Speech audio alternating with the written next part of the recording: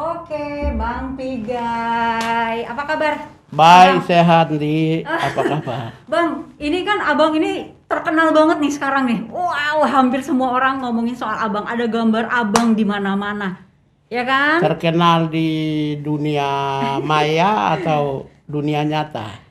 Dua-duanya. Abang kita kan jarak 1,5 meter nih. Nah, Sepakat buka gitu. dibuka aja? Oke. Ya sesuai Nah, protokol ya. sesuai protokol kita tetap 1,5 meter nih kurang lebih jaraknya. Bang, kabar terbaru itu Ya, yang ya menyebut-nyebut abang begini begitu, menyandingkan gambar abang dengan gambar. rasis. Iya, akhirnya kan udah diproses tuh oleh Barreskrim ya. Abang lega, abang senang, abang bahagia, abang apa? Ya, ini pertanyaannya mantap ini. Mama Indi ini apa? Striker, Iya, langsung aja menyerang kita. langsung jantung ya. Wih, kan kita pengen tahu nih abang perasaannya apa gitu sekarang itu ketika orangnya udah diproses. Jadi gini, di apa? Saya ini kan aktivis, HAM. bukan aktivis mahasiswa. Aha. Jadi dulu waktu mahasiswa saya aktivis kampus, Ya. aktivis PRD, Heeh. terus aktivis PMKRI, aktivis 98. Yang dulu ya kita menentang otoritarianisme, Orde Baru. Abang jawab Jadi dulu aja, senang, ya bahagia, apa? Itu dulu aja, Bang. enggak itu dulu supaya kan menuju ke sana itu kan harus saya Jelasin jawab, dulu, jangan jelasin. panjang-panjang, Abang. Jangan sampai pertanyaannya itu tidak kompatibel dengan Oh, oke. jawaban. Oke, Itu loh. oke. Oke. Kemudian setelah itu saya di Komnas HAM sampai sekarang saya menangani banyak kasus. Pilihan saya adalah pembela kemanusiaan kan. Dan pembela kemanusiaan mempertahankan kedikdayaan sipil, hak asasi manusia, demokrasi, perdamaian, keadilan. Kalau kami memilih sebagai pembela ketidakadilan, tentu ketidakadilan bagi orang kecil. Ya. Ya, orang yang membutuhkan pertolongan, bantuan, membutuhkan pencarian keadilan. Nah, pelakunya siapa? Biasanya orang yang memegang otoritas, state actors. Maka kita sudah tahu bahwa itu tidak gampang membela orang kecil, menentang, melawan, memblokir kekerasan, penyalahgunaan kewenangan oleh negara terhadap rakyat. Singkat cerita. Dalam konteks ini kita sudah tahu resikonya tinggi. Maka adanya ujaran kebencian melalui misalnya kekerasan verbal, kemudian kritik, dicaci maki, bahkan ada yang puji pasti. Nah, dalam konteks ini saya menganggap ujaran kekerasan verbal mengandung unsur rasialisme. Itu kalau jika saya hitung lebih dari jutaan Ke abang, secara pribadi. pribadi. Oh iya, Wah. udah jutaan, Bang. Jutaan. Wow. Satu orang rasis sama saya, itu ikutannya itu ribuan. Media sosial itu kan tersistem, Ya. terorganize. Jadi kalau satu buzzer menyerang, pasti 10.000, 100.000, 500.000 ikut. Kalau 10 buzzer, apalagi 1 juta buzzer, 1 juta kali menyerang saya. Karena itu saya sudah anggap hal-hal yang menyangkut serangan kekerasan verbal kepada saya, kritikan atau dukungan, mungkin pujian, itu saya tidak boleh terpengaruh karena saya pemimpin. Oke. Pemimpin yang meskipun bukan pemimpin pemerintah, tapi juga saya pemimpin sebagai human rights defenders, pembela kemanusiaan. Tapi ini kan Begitu. disandingkannya dengan foto hewan gitu loh, Bang. Ya. Maksudnya ada ketika abang ngelihat foto itu ngerasa ada kayak marah nggak? Indi, Ya, iya kan? jadi ini kan fotonya. Ya, heeh. Ini kan bukan baru ini. Fotonya ini dari 2017 nih. Ya, bukan dia yang bikin ya? 2017. Itu dia yang bikin atau bukan awalnya penyandingan foto itu? Yang awalnya itu dari Fatima. Oke. Itu 2017. Aha. Tapi sebelumnya itu pernah dari Yamin, Mhm. Ketua Koordinator Umum Seknas Jokowi. Oke. Koordinator Seknas Jokowi. Yamin yang meninggal ya, maaf ya. Hmm. Meninggal. Juga jadi setelah itu ya rentetan kekerasan verbal kepada saya ini muncul 2017. Oke. Nah, yang ini kan yang paling baru nih. Ini kan Januari, yang ini nih, ya kan? Januari. Abang baca ini nih. Saya boleh jujur apa nggak? rasanya? Boleh jujur nanti. Ah. Gue nggak pernah baca. Gue hanya tahu vaksin ini ya ini. Ah. Saya nggak baca, lihat foto, foto lama. Tulisan Oh, saya oke. nggak baca. Karena begini, Ah. ada alasannya. Tahun 2017 atau 18 itu nanti urusan cyber ya, Ya. Badan Cyber Mabes Polri. 2017 atau 18 itu dengan nama yang sama, Ambrosius Nababan, pernah juga nulis tulisan kayak gini yang sama. Gambarnya? Nggak, mungkin ya gambarnya saya tidak bisa menjelaskan, tapi pernah nulis. Ah, oke. Jadi rombongan-rombongan mereka yang pekerja cyber, pekerja seperti ini, baser-baser ini sudah lama. Jadi saya lihat, oh ini tulisannya Ambrosius, oh tulisannya Abu Janda, tulisannya Denny Oh, beda ya? Siregar. Ini abang sekarang kan bisa baca nih. Mohon maaf sebesar-besarnya. Abang mau baca sendiri? Nggak perlu. Nggak usah.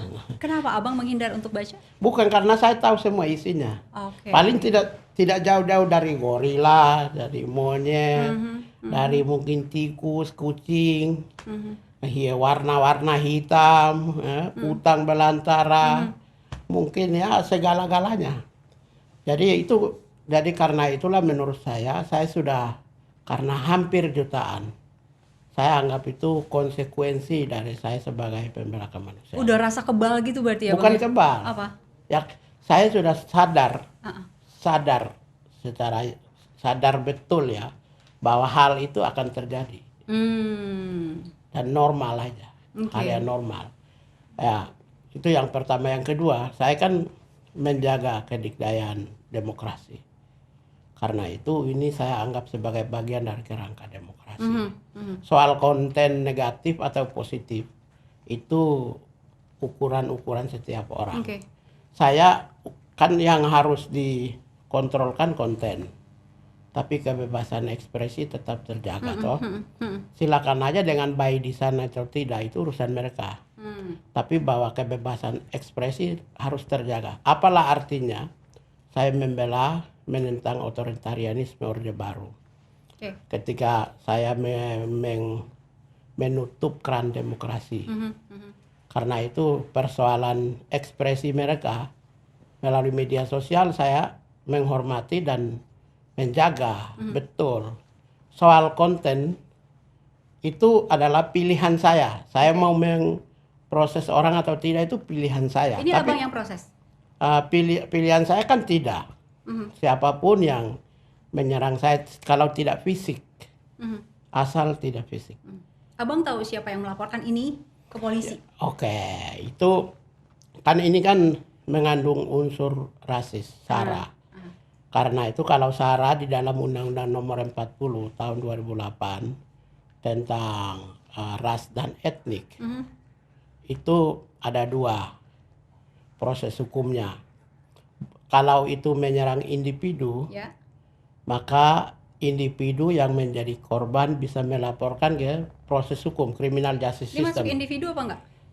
Ini saya jelasin dulu. Kalau dalam konteks Undang-Undang 40. Terus kalau karena ini ras, SARA, maka kena etnik atau komunitas yang menjadi korban bisa melaporkan. Jadi dalam criminal justice system itu khusus SARA itu bisa oleh setiap individu bisa lapor, tapi komunitas bisa. Ini bisa masuk dua-duanya berarti? Ini yang laporan ke Ambrosius itu komunitas. Rakyat Papua yang lapor. Abang yang kendalikan, ayo lu lapor lu lapor gitu.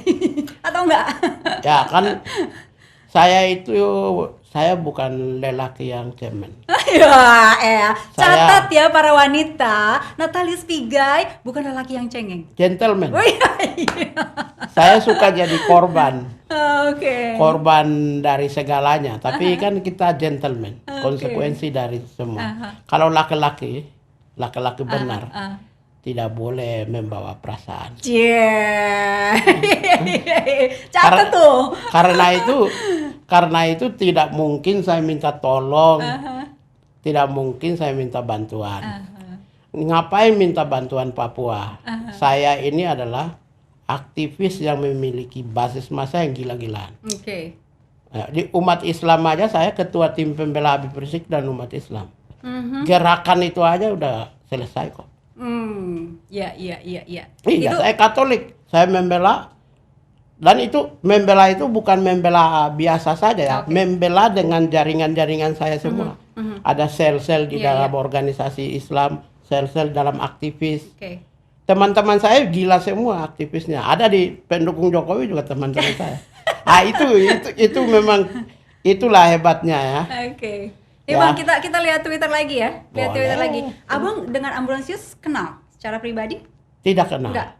Tapi nama Ambrosius itu saya mengerti karena 2017 atau 2018 ini saya tidak bisa pastikan, Ya. tapi pernah saya baca. Baca dan ada gambar abang juga. Dia rasis sama saya tulisannya. Ada Jadi, masalah apa sih kalian berdua sebenarnya? oh, jangankan Ambrosius itu mungkin 2 kali yang saya tahu. Yang lain itu bisa 50-100 kali. Malah setiap hari ada yang nulis setiap hari. Kritik saya setiap hari. Ada tiap Ada hari. juga, tiap hari rajin banget ya. Ada. Denny Siregar. Keluar juga tuh nama. Itu setiap hari. Hari ini aja mungkin 3-4 tweet itu. Oh Dia nulis. gitu. Khusus Nah, ke kemarin- abang aja. Itu kenal, kalian berdua kenal? Tidak kenal. Oh gitu. Tapi kan kita kan harus profesional bahwa mereka adalah pendukung pemerintah. Aha. Dan itu hal yang wajar-wajar. Oke. Karena saya kan memahami teori ya, saya baca buku. Di dalam konteks rasialisme dan kekerasan berbasis ras dan etnik itu saya 2. Satunya itu memahami sejarah secara utuh di seluruh dunia. Kemudian yang kedua soal rasisme Oke. dan genocide. Jadi ketika saya saya pernah baca bukunya Akayesu di Rwanda. Akayesu itu seorang pimpinan daerah di negara bagian Taba di Rwanda Ya. yang dulu dulu kejahatan genosida di Rwanda. Terus saya pernah baca bukunya Slobodan Milosevic, Ya. presiden Yugoslavia. Sampai abang juga Radovan. curhatnya nih ke orang lain nih, ke orang luar kan? Abang curhat. Iya, maksudnya gini. Saya juga baca bukunya Radovan Karadzic, presiden juga. Saya baca dan datang ke rumahnya Pol Pot. Aha. Saya juga ke Jerman, datang ke tempatnya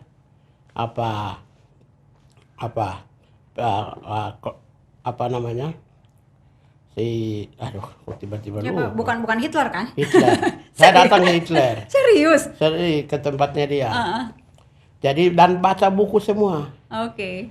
Mereka ini adalah orang yang pernah menjadi pimpinan negara yang menjadi pelaku genosida berbasis kekerasan etnik dan Oke. ras. Oke. Bang. Hitler membunuh 6 juta. Ya. Kemudian Slobodan Milosevic membunuh 8.000 orang Islam Muslim Bosnia di Srebrenica 96. Jadi semua kejahatan itu dirancang oleh orang yang memegang otoritas. Ketika saya bawa ke Indonesia, itu sangat tidak mungkin kekerasan berbasis ras itu dikendalikan secara bebas. Ada bukti nggak untuk Indonesia? Indonesia Aha, ada. bukti. Ya, abang mengatakan Saya itu. sebut Sebut. mau tahu nggak Iya. terhadap orang Papua? Apa? Pertama tahun 1945 dalam pertemuan BPUPKI. Oh, itu abang udah jelasin tadi sore di media yang lain. Iya. Iya, kan, iya. kan katanya bukti di Indonesia. Ya, maksudnya gini loh, yang sekarang gitu, yang sekarang bahwa sekarang juga dikendalikan. Tidak, ini gini, circumstances of crime. Kita memahami secara utuh circulasi, circumstances, suasana Ya. crime. Itu tahun 77 itu apa namanya pendiri CSIS ini, Ya. Ali Murtopo, mengatakan orang Papua sebaiknya tinggal di Pasifik. Tahun 80-an Gubernur Jawa Tengah mengusir orang Papua. Ya. Tahun 99 Jenderal Hendro Priyono bilang orang Papua dipindahin ke Manado, orang Manado pindahin ke Papua. Nah, itu pernyataan sudah masuk kategori indikator genocide. Variabel ya. Ya. Terus tahun 2015 Sri Sultan mengusir Papua. Tahun 2016 Luhut Binsar Panjaitan bilang kamu hidup di. Karena itu ini negarawan semua. Pemimpin bangsa semua. Oke. Karena itu apa yang mereka lakukan itu diinspirasi oleh rakyat. Itu yang saya bilang. Ya. Jadi ketika di Indonesia contohnya apa? Ya ini saya sampaikan contoh. Oke, Abang, yang terjadi sama Abang ini menyakiti warga Papua yang lain nggak sih, atau Abang Sudah sendiri? pasti. Namanya gini, itu given. Aha. Given. Jadi kalau ada yang menyerang ras, suku, agama, ya agama bisa cair ya karena pemahaman ideologi yang berbeda-beda. Tapi ketika etnotipus yang berbeda, kemudian ketika komunitas ras yang berbeda, komunitas suku yang berbeda, itu pasti semua akan kena. Ada teorinya namanya Roald Dahrendorf. Jadi tahap-tahap perkembangan etnonasionalisme, mulai dari tahap primitif sampai dengan munculnya perjuangan penyatuan komunitas etnik untuk membebaskan sebuah negara. Itu ada tahap-tahap teori politiknya gitu. Oke. Nah, bisa lihat Twitter lagi nggak? Kita lihat dulu, baca bareng-bareng. Twitter saya. Iya, Twitter Abang. Gue. Masa Twitter saya? Ya siapa tahu Twitter saya tapi di atasnya ada tulisan Indi Ramawati. Nggak ada, ini tuh Natelus Vigai 2 tuh. Ini Abang ini curhat ke Lloyd Austin. Kenapa ke sana? Kenapa nggak ke orang Indonesia curhatnya?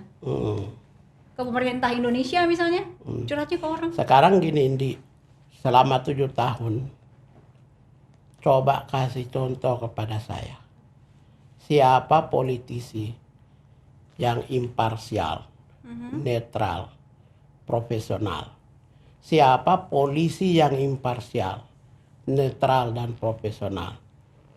Siapa aparat penegak hukum yang imparsial, netral dan profesional? Nggak ada. Masa nggak ada? Coba kasih contoh.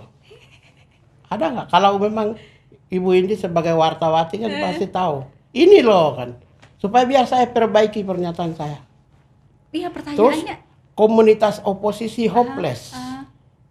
Saya adalah salah satu motor utama di dalam oposisi pemerintah. Hopeless namanya. Hopeless untuk mencari keadilan. Oh, oke. Jadi apa yang saya tulis itu adalah sangat tidak mungkin pemerintah.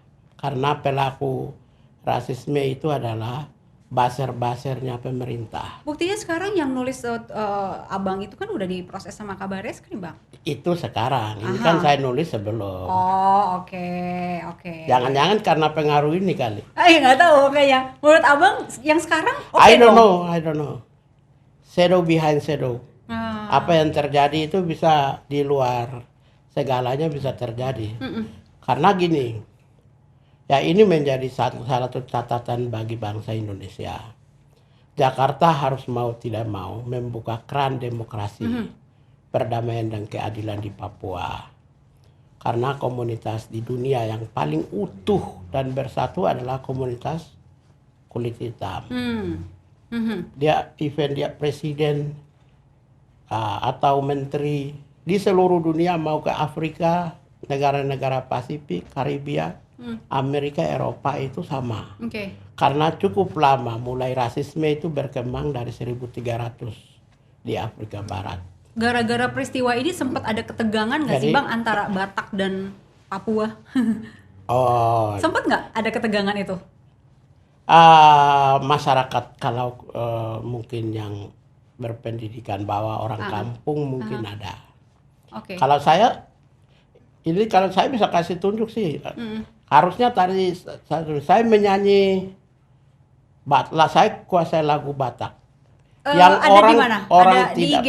Ada di IG nggak? IG saya ada. Boleh kita lihat ya? IG-nya tunggu. Bang masih baru? Masih baru atau udah lama? Sudah. Bukan IG atau apa ya? IG atau Ada, Facebook. aku lihat di IG itu abang nyanyi-nyanyi juga ada. Nyanyi Tapi aku nggak Batak. tahu itu maksudnya. Posni uhur naima Mana boto marari konaun soronda. Yang atas lagi deh. Aku lihat ada. Bukan IG-nya, yang di atasnya apa tuh? Dia punya story-nya, story IG Oh, saya di naikin. story. Terus yang 3 hari lalu saya juga menyanyi lagunya. Nih, ini abang nih nulis tampang memang kriminal. Emang mau apain? Dari sananya udah orisinil. Coba. Ini bang. Bentar di pause dulu bisa nggak? Tidak semua bunyi harus didengar. Ya, jadi nggak usah semua bunyi harus didengar. Itu prinsip abang petua juga orang ya? tua. Bapak saya itu yang dibawa. Oke. Tidak boleh semua bunyi harus didengar. Aha. Ingat, pejuang itu tidak pernah bertemu di titik akhir yaitu merdeka. Tapi terus dan terus berjuang. Oh, oke. Itu dari orang tua saya, bapak Keren. saya. Oh, keren. Dan Oh. tidak semua bunyi harus didengar. Oke. Karena ada bunyi yang baik dan bunyi yang tidak baik. Jadi yang didengar Abaikan bunyi saja. baik aja. Ya, bunyi baik dengar. Oke. Next, ada yang lain lagi? Ada. Oh, yang nyanyi. Tawa aja ini nih. Iya Kok dong. bisa ini Coba. saya ini investigator Nah, ya. ini. Aha. Tapi ini lebih parah dari saya ini. Apa? Aku Investigator. parah ini nih. Ini nyanyi-nyanyi apa nih? Ini ya itu.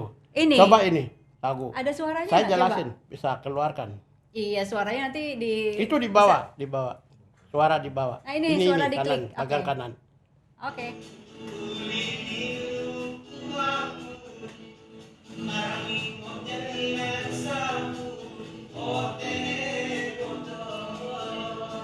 Lagu apa nih bang? Joget boleh bang.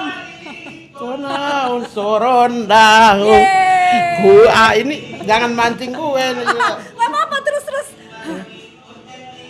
Salpuri otene boto 4 hari lalu. Iya. Akhirnya ini. Abang ini lagu apa bang? Coba ceritakan. Dikecilin dikit, lagu apa ini bang? Sebenarnya ini aduh saya mau goyang ini Nah, benar. ya, goyang aja, Ini goyang. bisa gila di sini. Ya. Dia tahu kan ya? Apa judulnya? Apa? Jadi- Namanya Posni Uhur, Aha. Naima Boto Marari. Aha. Itu lagu Simalungun Batak. Oke, tujuan Lagu abang posting lagu ini, lagu Batak di Instagram apa? Tidak ada duluan, nggak menarik aja lagunya. Oh. Saya suka aja. Nggak ada urusannya Ini- sama Ambrosius sama sekali? Nggak ada. Saya suka lagu-lagu yang orang ini sulit dihafal orang lain loh, Iya. suku lain. Iya. Tapi saya hafal itu. Tadi malam juga maaf ya. Saya Katolik. Semalam saya makan B2 di Lapo di situ dengan orang-orang Batak. Jadi beda Ambrosius pribadi dengan sukunya. Oke. Karena saya seorang penyelidik. Saya meyakini, hakul yakin sangat tidak mungkin sukunya ikut merestui. Oke. Mungkin sukunya ikut merestui kalau yang satu kepentingan yang sama, yaitu kepentingan menentang kelompok-kelompok oposisi. Oke. Kalaupun marganya sama, kalaupun sukunya sama. Tapi sukunya sangat tidak mungkin. Indonesia bisa hidup sampai berpuluh-puluh tahun segini gitu ya, Iya. dengan beragam suku, Ya, pasti ada. tapi rasisme itu sudah makin masif karena sudah lama. Dan itu juga ditunjang di Papua, Oke. dilakukan oleh aparat TNI Polri.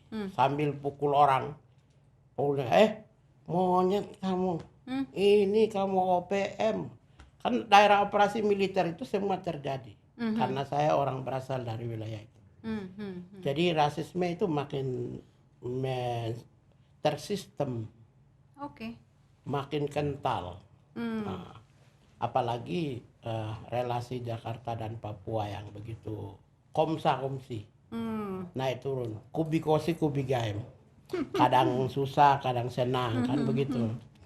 Itu juga menyebabkan cara pandang Jakarta dalam konteks Oke. etnik Ya. yang berbeda. Makanya saya kadang-kadang gini, saya belajar satu filosofi Barat ya. Natalius bermainlah di atas fantasi orang lain. Hmm. Mhm. Jadi saya suka memainkan fantasi orang. Hmm. Saya bermain di dalam fantasi orang. Hmm. Karena itulah seperti contoh di yang baik. Hore. Contoh, Aha. saya itu orang yang tidak formal. Aha. Saya orang yang tidak formal, saya lebih banyak lucu-lucunya. Iya, bikinlah sesuatu Tapi yang lucu di ketika sini. saya serius, saya bermain di fantasi orang. Oh, oke. Oke. Gitu. Oke. Kalau ketika orang lain menginginkan kesenangan apa, saya ikut. Dan saya lelaki yang apa namanya simatupang. Apa tuh? Siang Malam tunggu panggilan. Panggilan siapa? Panggilan fantasi orang. Ada-ada aja nih abang. Ketika orang berfantasi tentang A, saya ikut bermain di dalam fantasi mereka. Bang, abang itu kan hidup di berbagai apa ya? Benua. Iya, benua juga, tapi juga di berbagai pemerintahan, mulai dari abang mulai jadi aktivis kan tahun Jadi gini, berapa tuh? saya itu mungkin aktivis 98. Kan 98. Pertama yang jadi staf khusus menteri Ya, tahun 99. ya. Berarti kan hidup di zaman Gus Dur. Al-Hilal Hamdi zaman Gus Dur. Nah, zaman Ibu Terus Mega. sampai dengan 2017 zaman Jokowi. Iya, zaman Pak Jokowi, zaman Pak SBY juga. Ya. Nih dari Kalau zaman SBY saya di Depdagri, tim asistensi Dirjen Otda Pak Profesor Sudarsono dan Johermansa Johan. Terus 2006, 2008, 7, 89 saya di Aceh, penasehat BRR. Ya, Bidang. ya. Nah, dari semua nih Abang, tadi kan kita udah sebut beberapa rezim nih yang rasisme dan ya yang lebih melegalkan, bukan melegalkan ya. Ya udah lebih kenceng rasismenya di rezim yang mana? Mungkin orang Papua, yang lain pasti atau Chinese, Tionghoa. Itu pasti mereka alami rasisme secara individual atau di luar itu. Itu mungkin pasti mereka alami sebelum 2014. Saya sebelum 2014 ya saya nggak boleh bohong ya. Saya tidak pernah menghadapi rasisme. Nggak bohong berarti itu abang yang rasakan Ya tidak kan saya hadapi. orang Katolik. Ya. Maaf ya, saya tidak boleh bohong. Ya, oke. Satu orang pun tidak pernah rasis sama saya. Ya, apalagi kalau saya mungkin karena faktor aktivis benarnya di lapangan, semua kelompok teman saya. Jadi tidak pernah saya hadapi rasisme. Kalau orang lain saya tidak tahu. Kelompok misalnya Tionghoa Ya. atau kelompok Papua saya tidak paham. Atau Cuma yang ke orang-orang abang Papua. rasakan. Khusus saya rasakan sangat kejam ya, kencang tentang rasisme itu dari 2015.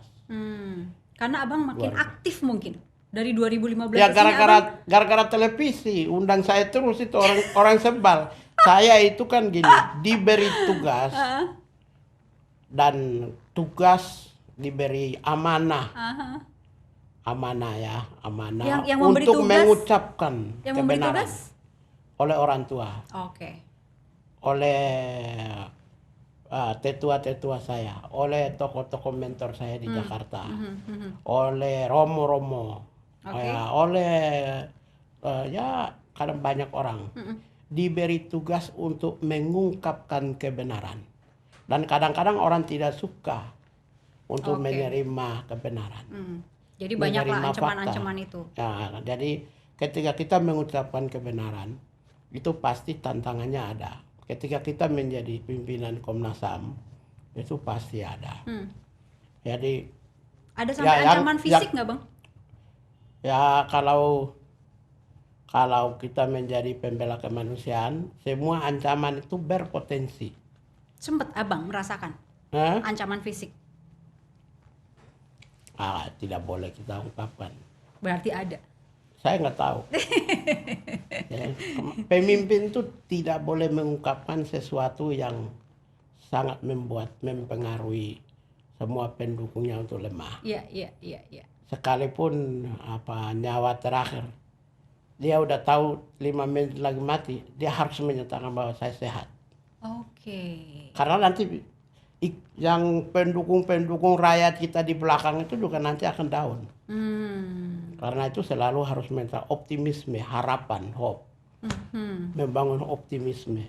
Oke, keren Bang. Iya dong. Keren dong. Itu harus pemimpin itu harus selalu memberikan harapan. Optimisme. Optimisme.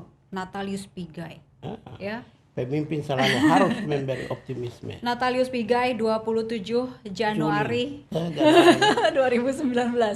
Kok 2019? 2021. Iya. Tidak boleh memberikan boleh. pesimisme.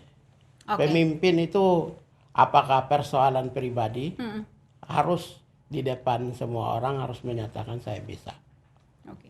Saya adalah way out-nya, terminal akhir dari perjuangan keadilan mereka. Nah, Kita itu, kan Bang. tumpuan harapan. Abang itu kan tadi beberapa kali nyebut saya Katolik gitu ya. Terus tapi abang itu juga punya perhatian besar kepada agama Islam gitu. Tidak hanya Islam salah. Gini, di dalam perjuangan membela kemanusiaan itu saya membela manusia. Oh, Saya manusianya. membela intinya, saya membela orangnya, manusia. Kemudian manusia dalam konteks ini adalah supaya hak asasi manusia yang diberikan oleh Allah Tuhan itu terlestari, terkontrol, terjaga. Okay. Kemudian hadirlah aturan-aturan negara tentang hak dan kewajiban, pembatasan. Nah, di dalam konteks ini hanya menata dan menata. Karena itu tujuan kita tanpa adanya sebuah negara pun tugas kita adalah menjaga, melestarikan dan menghormati hak yang melekat pada setiap individu. Itu pikiran kita. Jadi jangan karena tugas negara, jangan karena kewajiban negara. The state obligation to fulfill, respect and protect on human right. Bukan karena ada perintah undang-undang, konstitusi. Tapi tugas kita adalah melindungi, memastikan adanya hak asasi manusia itu terlestari. Tentu dengan adanya negara ada limitation of human right. Ada namanya Sirakusa, prinsip-prinsip Sirakusa. Pembatasan ada, pengaturan ada. Tetapi kami adalah tidak mengganggu aturan-aturan, menghormati aturan yang dibatasi negara, tetapi tujuannya adalah menjaga, menghormati HAM-nya tetap terkontrol. HAM-nya tetap terkontrol. Salah satunya adalah yang kemarin kan sempat ramai Habib Rizik gitu. Abang kawal juga? Bukan kawal. Apa dong? Di Republik Indonesia ini saya ketua tim pembela penyelidikan Habib Rizik. Karena HAM-nya diganggu menurut abang? Ya. Habib Rizik itu ceritanya panjang. Tentu sebelum kasus Habib Rizik itu muncul, umat Islam itu benci, jengkel, dongkol sama namanya HAM itu mereka tidak suka. Karena HAM tidak pernah hadir untuk memberi menampung aspirasi mereka, memberi harapan kepada mereka. Ini abang ngobrol sama Nggak pemahaman saya. Oh, oke. Jadi ketika saya di Komnas HAM, saya meninggalkan identitas sebagai dari suku, dari agama, dari kelompok, dari golongan. Meskipun FPI itu pernah kritik pribadi saya melalui mereka punya Twitternya, pernah. Mereka juga pernah rasis sama saya 2015-16. Tapi begitu pemimpinnya meminta pertolongan kepada saya, jubah pribadi itu saya lepas. Bahwa saya digaji oleh negara untuk membantu pemimpinnya. Maka saya menjadi ketua tim pembela Habib Rizik dan ulama. Dan saya dibalik sampai hari ini Habib Rizik landai di dalam berbagai hal. Dan itu fakta. Tidak bisa ditolak. Negara pun tahu. Semua Kapolri tahu, Presiden Jokowi juga tahu. Landai itu maksudnya? Landai dalam konteks tidak pernah dimasukkan penjara selama saya tangani. Dia masuk penjara kan sekarang. Kalau saya masih di Komnas HAM nggak bakal itu. Oh. Tidak bakal masuk penjara. Kenapa? Karena proses saya tahu bagaimana menyumbat penyalahgunaan kewenangan, ya abuse of powers. Saya tahu di mana criminal justice system, sistem proses peradilan. Saya tahu di mana skenario-skenario yang dirancang. Saya tahu di mana human rights justice system. Ya. Karena itu saya pasti handle. Oke. Dan sekarang Nyatanya faktanya, dulu Habib Rizik mau masuk penjara dengan kasus chat. ya, chat Mesum, kan. chat. Itu seluruh keputusan negara sudah memutuskan ini boleh bisa buka Google nggak? Google kita search apa? Nggak bisa ya? Bisa banget. Search kalimatnya, katanya Turun Natalius Pigai, Natalius Pigai. Komnas HAM terus. Oke. Komnas HAM terus. Komnas HAM, Menko Polhukam, Komnas HAM gini, Komnas HAM Presiden mengambil alih kasus Habib Rizik. Presiden ambil alih kasus Habib Rizik. Baru berikut tulis Menko Polhukam, kantor Kemenko Polhukam. Presiden, Komnas HAM aja. Komnas HAM Presiden mengambil alih. Presiden mengambil Pak. Alih kasus Habib Rizik. Apa yang mau Abang jelaskan dari sini? Nanti kelihatan. Ini 2020? bukan 2017. 2020. Ini 17 nih. Ini nih. Ya. Ya. Komnas HAM minta Presiden Jokowi hentikan kasus Habib Rizik. Ini hentikan, bukan ambil alih. Nah ini sudah intinya. Boleh dilihat?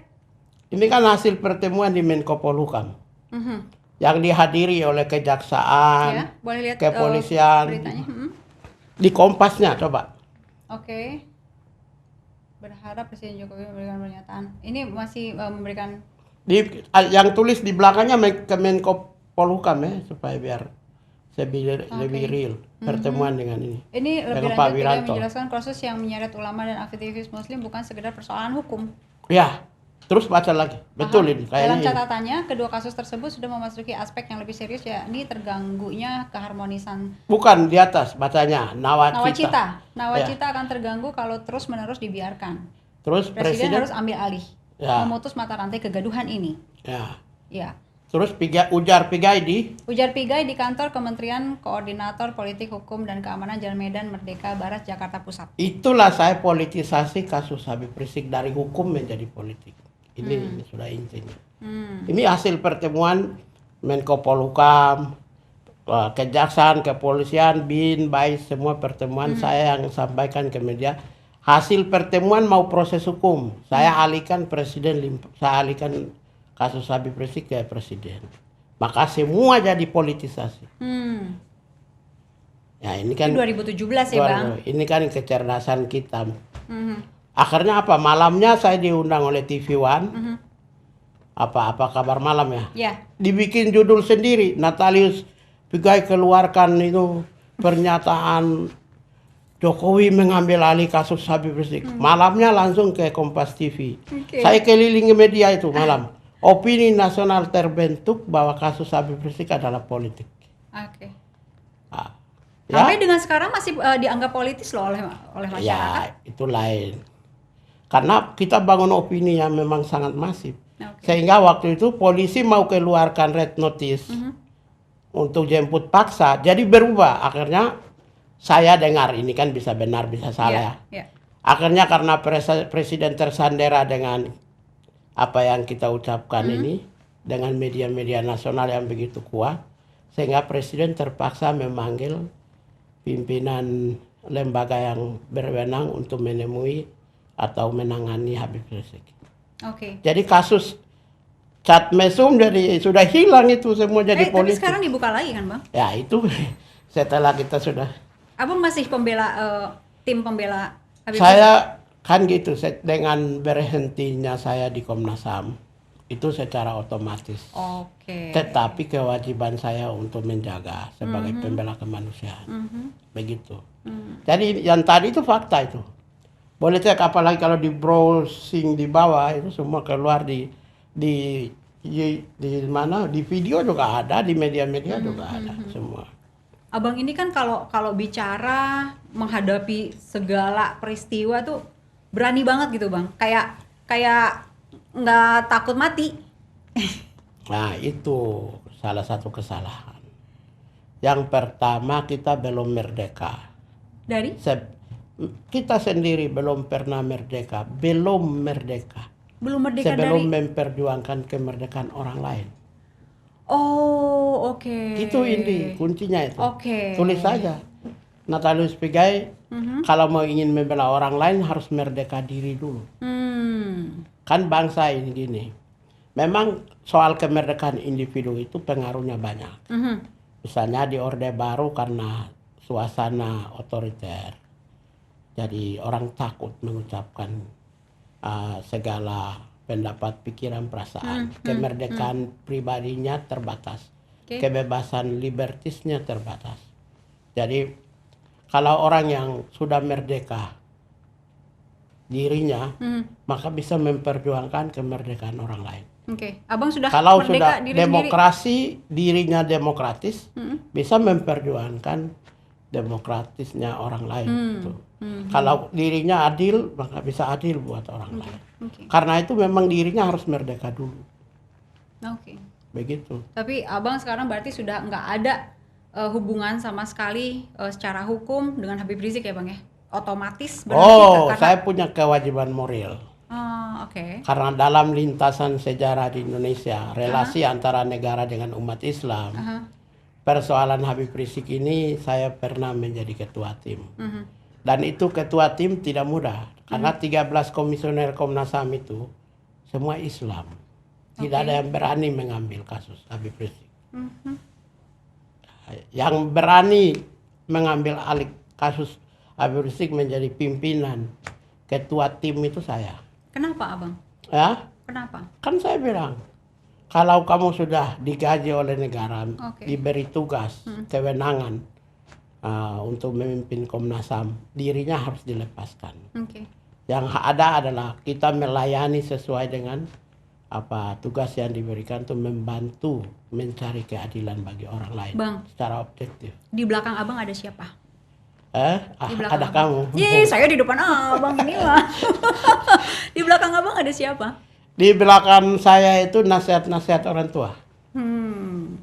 Dan nasihat-nasihat orang tua itu, ya, orang tua kasih nasihat itu bisa sampai jam 10 malam sampai jam 5 pagi. Beneran nggak ada orang Didoktrin. lain di luar orang tua? Kalau orang lain tuh yang paling utama itu Tuhan Yesus dan Bunda Maria untuk saya. Karena saya memang saya berdoa itu 7 hari sekali.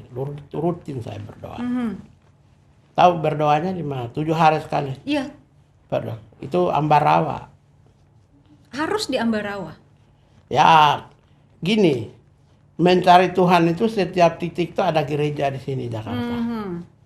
Biarkanlah sekali-kali saya berjuang untuk mencari dengan keluarkan tenaga, waktu, energi. Jadi kita memang gitu. Kita sengaja bikin supaya mencari seakan-akan jauh begitu. Padahal di sini kan semua ada. Mau gereja manapun, di rumah saya juga kayak dekat gereja. 2 menit saja.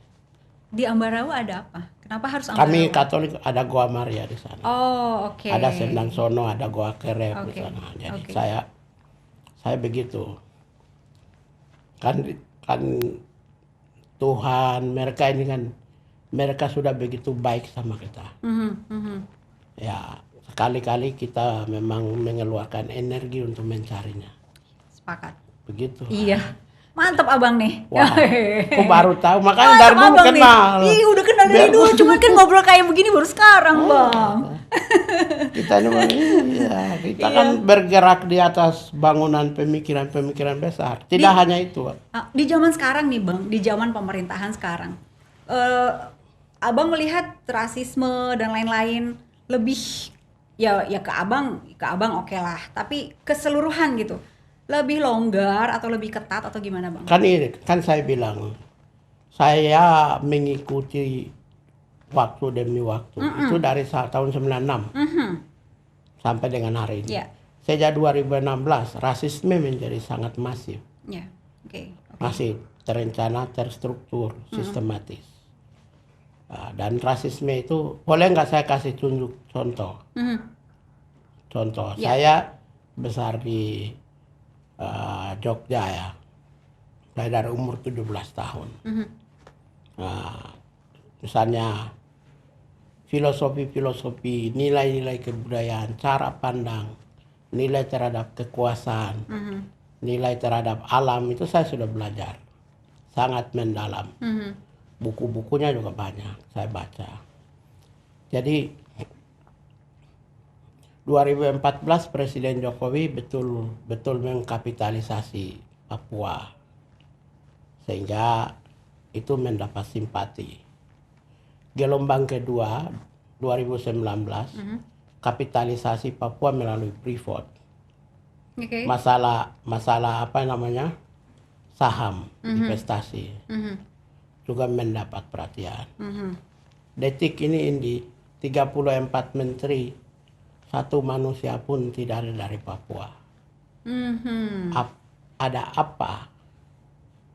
Apakah itu di atas bangunan, presiden bekerja di atas bangunan Bhinneka Tunggal Ika? Apakah Bhinneka Tunggal Ika itu substansial ataukah simbolik? Substansial itu kan harus tanggung renten, share authority, distribution of power. Mosaik Indonesia itu tergambar. Di Amerika aja wapres kulit hitam, menteri pertahanan kulit hitam, ada sekitar 5, 7, 6, 8 semua. Kan Indonesia itu harus tampilkan karena itulah Jadi harus identitas. ada perwakilan satu-satu dari berbagai Apakah tempat. itu rasis, diskriminatif, atau presiden lupa Jokowi?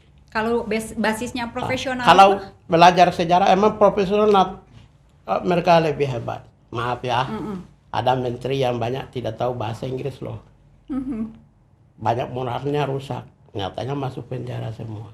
Nggak semua, masih ada. Banyak yang masuk, banyak yang rusak. Yang jelas masuk penjara itu sudah pasti moralnya rusak. Oke. Ada menteri yang sekolahnya tidak jelas, tidak punya kapasitas. Kalau soal punya HAM? jam terbang, Kalau soal HAM di zaman sekarang?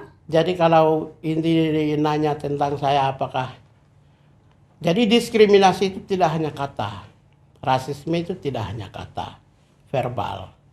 Rasisme itu adalah perbuatan tindakan. Kalau yang di negara-negara lain itu disebut segregatif. Segregasi. Segregasi. Memisahkan. Nah, jadi ketika ada komunitas minoritas itu tidak ikut diberi kesempatan, maka di Afrika Selatan disebut apartheid. Jadi kalau wujud pimpinan nasional tidak mencerminkan Bhinneka Tunggal Ika, apa disebut? Itu kan nama lain daripada segregatif, diskriminatif, dan rasialistik. Ini kalau saya kasih contoh, dari 34 menteri, satu pun dari Papua tidak ada. Emang orang Papua bodoh? Maaf aja ya. Maaf aja. Suruh maju presiden aja bisa. Yaudah, kalau dilihat kompetensi berdasarkan undang-undang, yang diberitakan berdasarkan undang-undang dari sisi pendidikan, keterampilan, attitude, moral, mental, hanya ukuran ini aja atas perintah undang-undang, maka orang Papua memenuhi juga. Abang kalau ditawarin jadi Menteri Hukum dan HAM mau? Saya gini, boleh nggak jujur? Ini apa? Saya sudah 7 tahun kritik Jokowi. Apa pantas saya menerima? Justru karena kritik kan untuk membangun gitu kan, Bang. Gini, saya memberi kritikan dan saya tidak pernah rasis. Tidak pernah kritik individu. Kalau saya kritik individu mungkin sudah saya diginiin. Semua hari ini, semua orang yang baser-baser itu sedang cari sedang browsing semua kata-kata saya. Untuk cari kalau siapa tahu ada celah hukum. Tapi ingat, Saya belajar di luar negeri. Saya pernah pimpin 5 tahun sebagai penyelidik Komnas HAM. Oke. Sangat tidak mungkin kata-kata saya merendahkan martabat manusia, merendahkan individu, merendahkan suku. Kalau dari kata-kata, Iya. kalau mereka punya foto atau video atau sesuatu dari jalur yang lain, apalagi perbuatan tindakan saya tidak pernah. Nyatanya tanpa soal ini aja saya lagu Batak semua. Tadi malam makan B2 oh iya. dan saya tidak upload di mana-mana. Maaf ya. Saya tidak pernah upload. Tadi duduk sama-sama tadi malam duduk sama-sama dengan teman-teman saya. Ya, teman saya dari Sumatera Utara. Oke. Jadi tadi juga WA-WA-an dengan Effendi Simbolon, DPR RI. Bang, apa kabar gitu. Ngobrol-ngobrol biasa. Jadi apa yang kita lakukan tidak semua harus kita munculkan. Iya. Karena apa? Karena seorang yang hebat itu tidak perlu mempertontonkan kehebatannya. Hebat itu cukup untuk dirinya dan orang-orang seputarnya. Ini abang nih emang Nyatanya 5 tahun di Komnas HAM. Selama 5 tahun hasil polling di Komnas HAM itu saya komisioner favorit. Yeay. 5 tahun. Iya. Jadi kalau orang terdekat menjadikan Anda favorit, maka mereka yang mengetahui siapa Anda. Tidak usah dinilai oleh orang-orang yang jauh sana. Oke. Ini kapan nih? 2020. Right. Bela, ini abang nih. Bela Habib Rizik, tokoh Papua meradang saya diremehkan Presiden Jokowi. Kapan ini bang? Ini abang? Iya, Boleh lihat? sebenarnya kata-kata saya tidak linear seperti begitu. Kembali mengingatkan. Mungkin kalau baca isinya itu mungkin berbeda itu. Aha. Oke, terkait. Yang mengatakan bahwa 2 hari lalu dirinya sempat menyambangi kantor. Oh, itu yang 2017 ya ini. Iya, ini begini, maksudnya begini.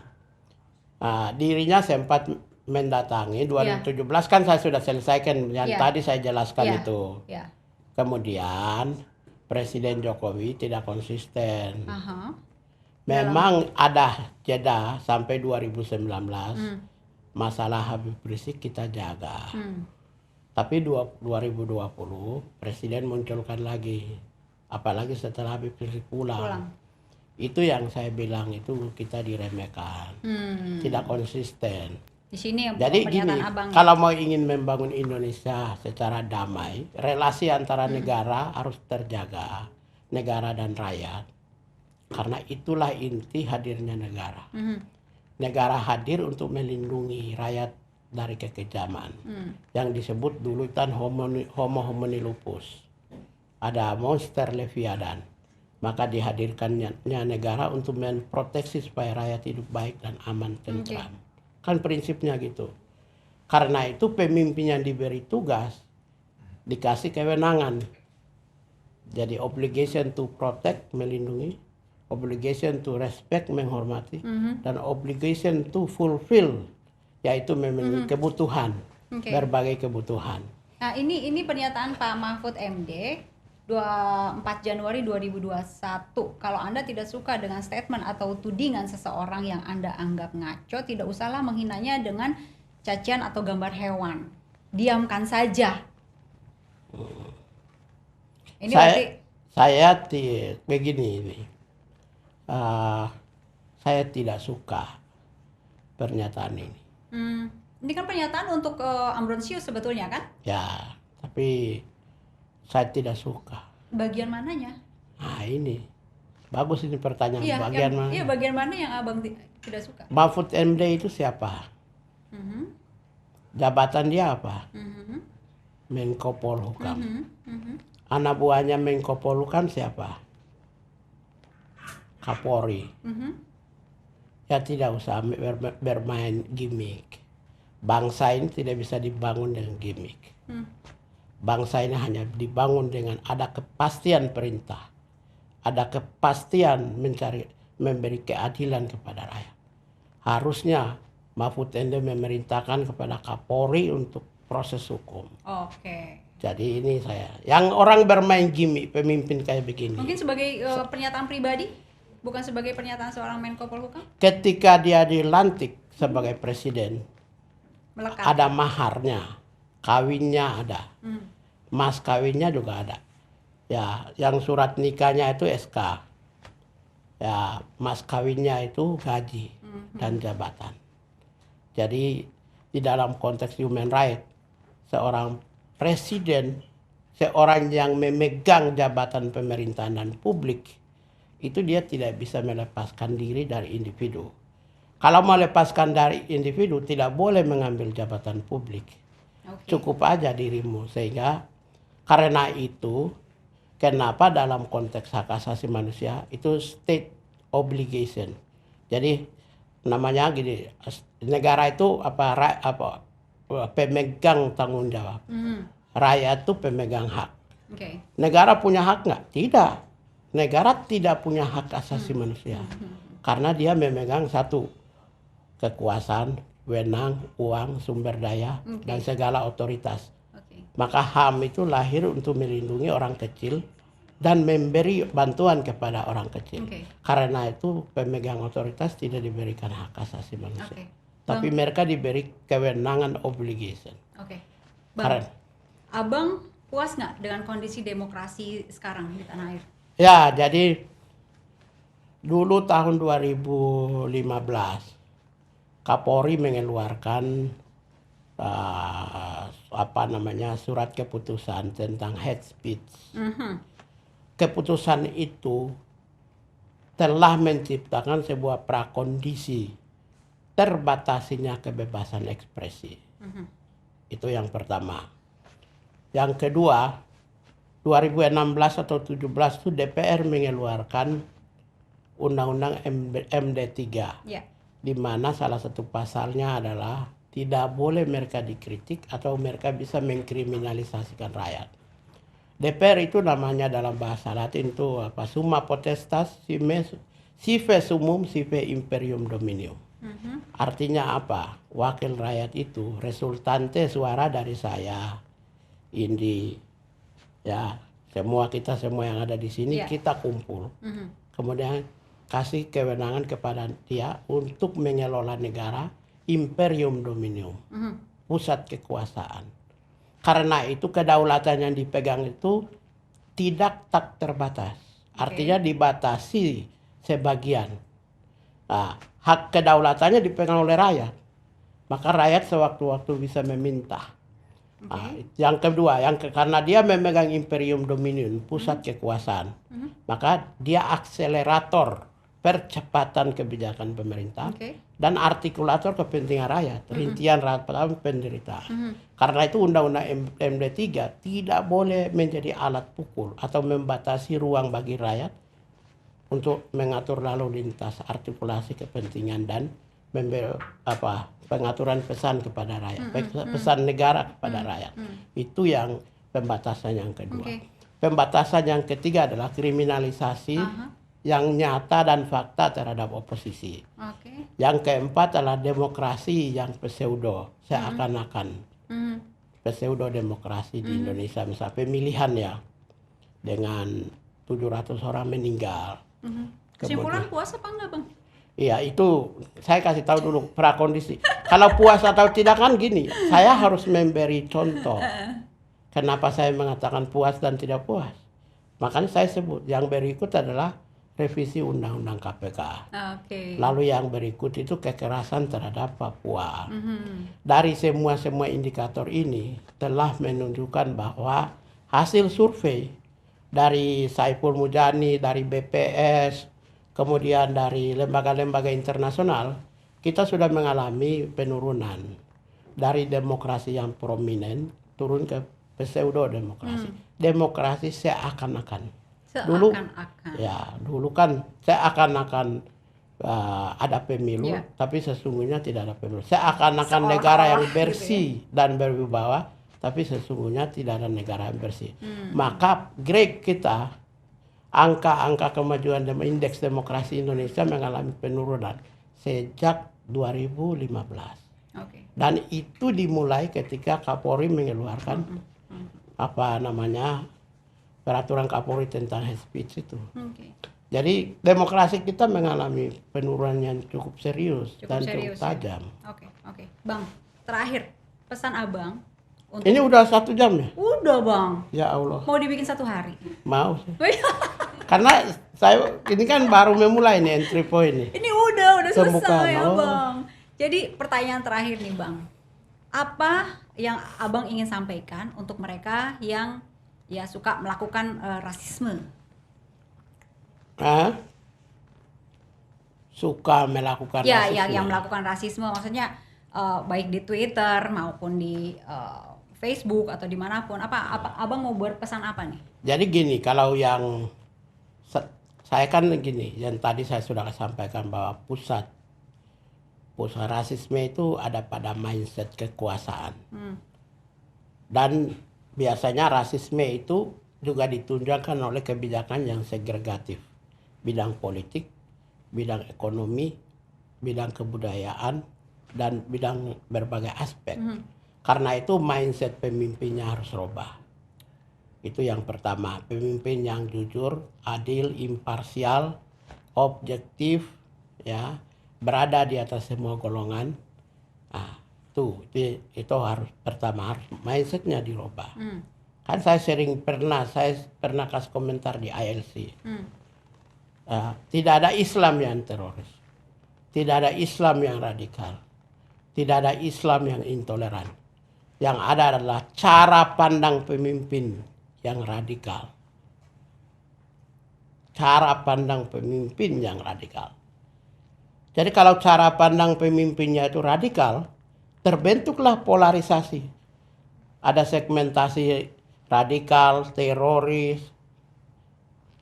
Karena mereka memegang kekuasaan dan otoritas. Jadi kalau tidak ada Islam yang radikal, tidak ada Islam yang teroris, tidak ada Islam yang intoleran. Yang ada adalah cara pandang pemimpin yang intoleran. Jadi ketika saya ditanya soal rasisme, juga yang ini. Jangan pernah sekali-kali menyalahkan rakyat. Karena kita bukan dunia hampa, kita berada dalam sebuah negara. Kalau mampu negara menciptakan atmosfer dengan baik, mereka menghadirkan segalanya, memberi harapan kehidupan yang baik. Ya, mereka memberi angin segar dalam demokrasi, keadilan, perdamaian, membangun Indonesia dengan cara yang terhormat, bermartabat. Maka rakyat pun akan terbentuk komunitas sipil yang bermartabat. Oke, Abang, thank you. Wah, sudah. Udah. Belum kita. Udah. Saya maunya sampai besok. Sama akhir aja. Udah, thank you. Kita udah wrap up. Thank you. Yeay.